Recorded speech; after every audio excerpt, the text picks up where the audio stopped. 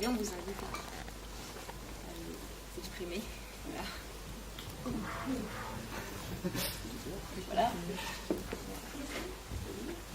Non, il y a peut-être des précisions, peut-être Henri, si c'est quand même Oui. Entre le pochoir et, et le tag, il y a une lutte sur le terrain. Comment vous voyez ça? Enfin, entre ceux qui les font. Je pense pas, il n'y a pas réellement de lutte. C'est une lutte sur l'espace. Enfin, c'est deux catégories de gens différents. Pas encore qu'il y a des graffeurs qui font des pochoirs.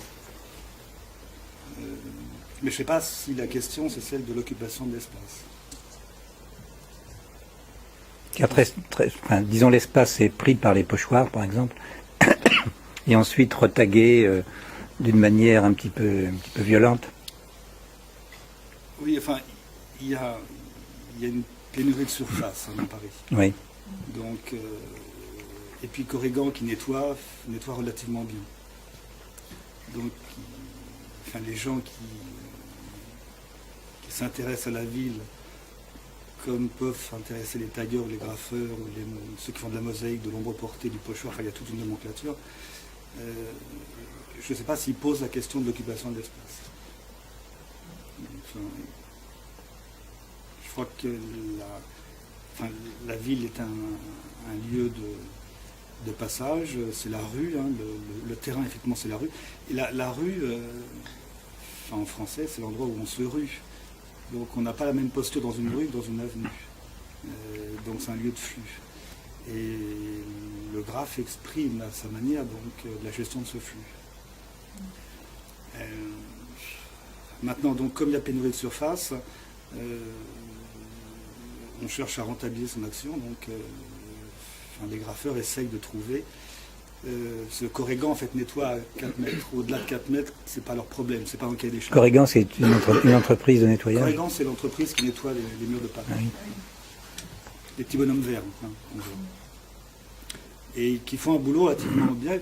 Bon, ils participent aussi de ça parce qu'en fait, en nettoyant les murs, ils permettent aux graffeurs d'écrire. Donc c'est pas un jeu entre le chat et la souris, c'est simplement l'idée que le mur est c'est l'effet palimpseste, hein, le mur c'est une surface sur laquelle on doit écrire. Et il y en a qui n'écrivent rien. Donc les gens qui sont du côté de la chromophobie, hein, qui n'aiment pas trop la couleur.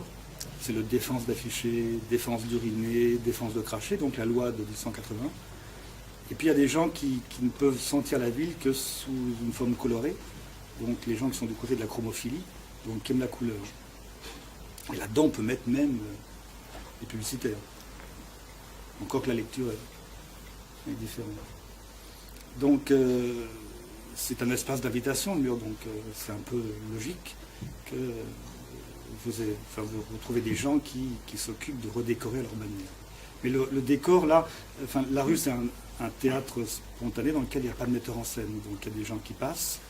Et puis, il y en a qui vont passer, chacun passe à sa manière, donc on peut faire les sols, hein, comme on peut rester dans la rue. Et donc les graffeurs passent d'une certaine manière dans la rue et laissent des choses. Donc par rapport à cette pénurie de surface, il faut bien trouver des solutions. Donc c'est pour ça que depuis 2002 à peu près, vous avez d'autres surfaces qui sont touchées. Et qui est dû en fait à l'action de Corrigan, qui sont en fait les vitres. Vitres RER, vitres métro RATP. Alors qui posent d'autres problèmes. C'est la proposition des gens qui gravitent, qui font du gravitage, qu'on appelle le gravitage. C'est pas du tout la même que celle qui graffent. Ah oui. Les graviteurs, c'est autre chose. Les graviteurs, ça consiste à attaquer les vitres. Oui. Qui gravent les vitres. Alors, au départ, c'était gravé on gravait, donc les graviteurs gravaient avec... on dit graviteur parce que c'est gravage. La SNCF, quand on leur dit, regardez, il y a de la gravure sur le vitre, ils disent non, c'est pas de la gravure. Ce sont des gens qui font du gravage, pour ne pas dire sabotage. Donc les gens, donc au départ, les graviteurs, gravitent avec des bougies de voiture ou des poinçons. Puis après, ils ont amélioré la technique. Ce sont des stylos encreurs très larges, avec des becs très larges, remplis d'acide, qui permettent en fait d'attaquer le verre. Et il y a une autre forme, que moi je trouve beaucoup plus intéressante, qui est très récente. Ce sont les graviteurs qui gravitent avec de la cire de bougie. C'est-à-dire, de loin, ça donne l'impression que le verre est attaqué à l'acide, et qu'en fait, bon, on prend une bougie. Hein, Donc là, c'est éphémère. Bougie à brûler, voilà, Oui. bougie à brûler, puis ça pose la question de la visibilité, parce que quand on prend le métro, puis là, bon, bah, c'est l'action que vous réalisez, vous.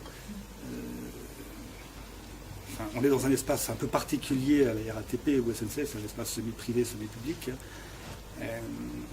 Donc quand moi j'achète mon ticket, est-ce que j'accepte ce que je vais trouver à l'intérieur de cet espace privé-public? Donc le graviteur pose la question de la visibilité. Qu'est-ce que donne à voir le métro? Et ce qui est intéressant justement dans l'œuvre de Zeus, c'est la discrétion en fait de son apparition dans le domaine de la ville.